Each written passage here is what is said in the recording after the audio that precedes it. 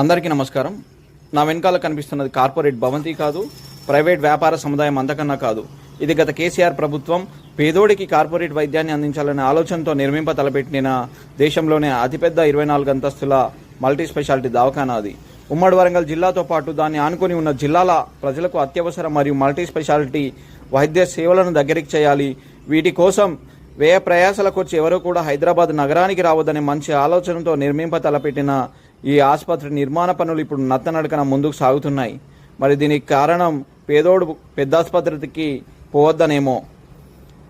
పేదలకు కార్పొరేట్ వైద్యం అందించే మల్టీ స్పెషాలిటీ హాస్పిటల్ నిర్మాణ పనులు అనుకున్నంత వేగంగా చేసేందుకు ఈ ముఖ్యమంత్రి రేవంత్ రెడ్డికి మనసొప్పదు. కానీ పెద్దలకు కార్పొరేట్ వైద్యాన్ని అందించే ప్రైవేట్ మల్టీ స్పెషాలిటీ హాస్పిటల్ ప్రారంభించడం